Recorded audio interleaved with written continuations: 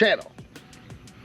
So, in the last video, I told you guys all the shit we're doing at the shop right now isn't very exciting, and you just got a little taste of all the unexciting shit we're doing.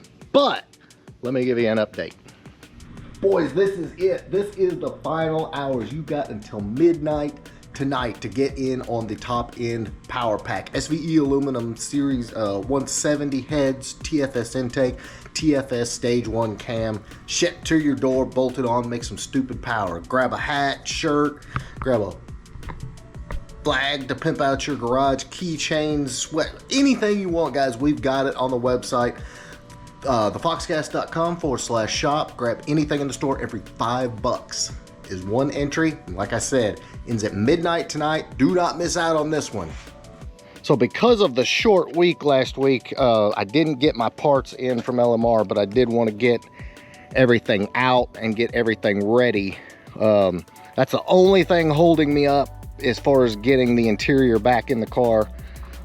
You can see right here, everything is dyed and ready to go. So my console lid or armrest lid is coming, cup holder console coming, everything else is done.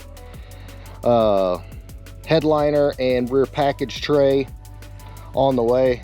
This was I'm telling you guys, the freaking mice will get in anything, but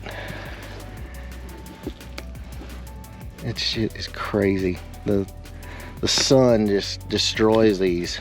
So pulling these cars apart, all these cars that we build out here, there's one very hard lesson learned, and that's every time you take something apart, it's probably gonna fall apart, and it's probably a lot worse than you thought. Just grabbing one of the sun visors, it ripped. That's just one, you know, of many things that you hope you can reuse it. Oh, it doesn't look that bad, it'll be all right. It's not. And so Kevin was asking me, he's like, man, how do you afford to do this? Because if you think about it financially, it doesn't make a lot of sense. And he's right. So for all you guys that have actually built cars deep, I'm not talking about bolting some stuff on under the hood and putting wheels on and lowering it. I'm talking about actually building a car, from the paint to the drivetrain to the interior to the freaking trunk to the suspension to everything. It's not fun. I mean, it is fun, but it's a challenge. And like I said, everything you take apart wants to break.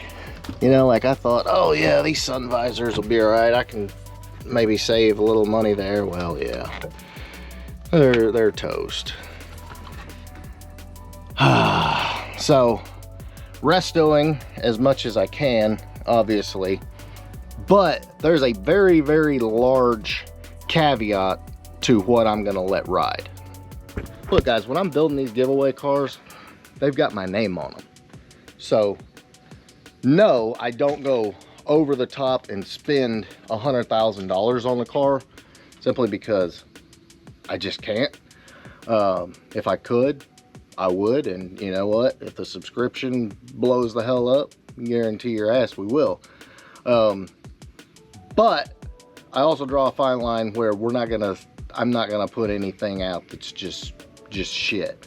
You know, if there's something that I don't tackle, you'll know about it. You know, if there's something that we let ride that can be left, we will. But overall, the car has to look good, sound good, run good, has to be safe, no problems, no leaks. Everything has to be well put together. You know, that's what I shoot for. Would I like to do a lot more? Absolutely. But again, for you guys that have built cars this deep, I mean, it's pretty much unlimited. Basically everything on these old ass cars needs to be replaced, excuse me.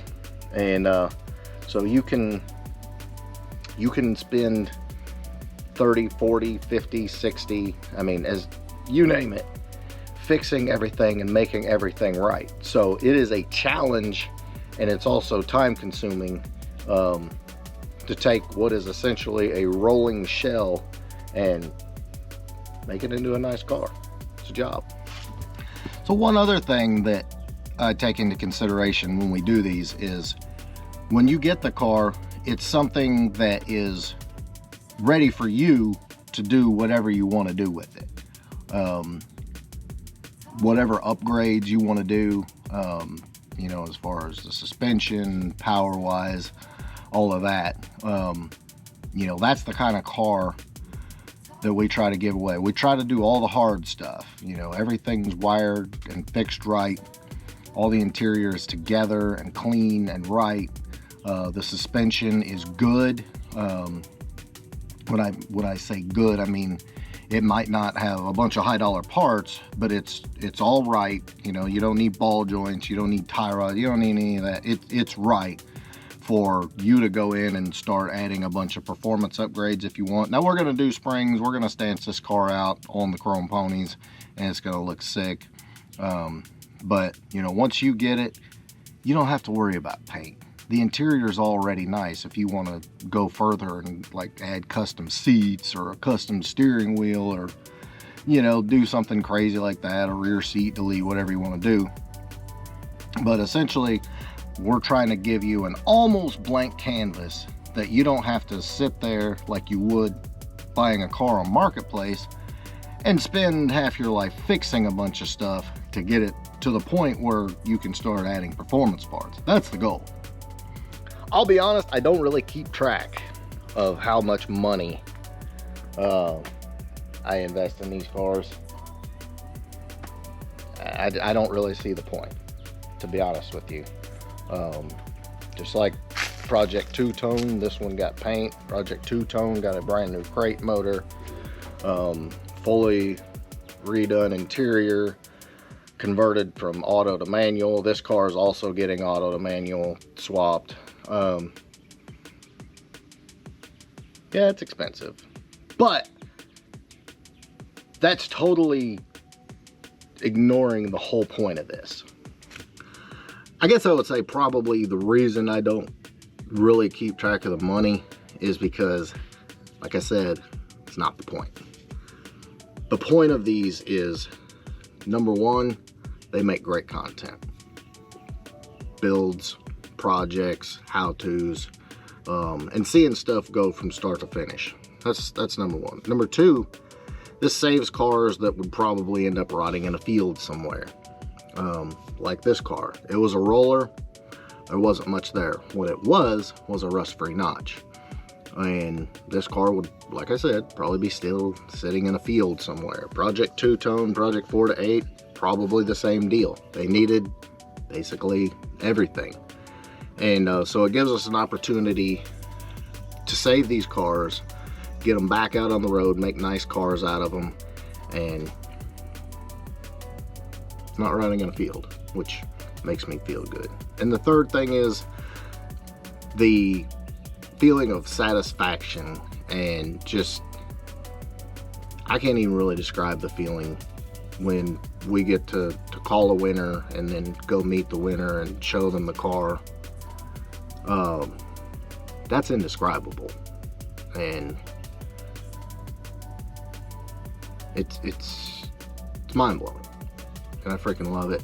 And I love kind of following, you know, what happens to the cars, and you know, it's just it's an amazing feeling. And so that's why I do it, and that's why I'm not really worried about the money. Does it take longer? Sure, but the results are worth it, period. You know, it's honestly cool to think about, like, all the cars out here. This one's Kevin's. Guys, Kevin's car was a white 4-cylinder, and it was bad. And I mean, look at it now. Yeah, Kevin knows I'm a fan. But that's kind of the point, guys. Look, These cars are approaching 40 years old, some of them. The 79's even older.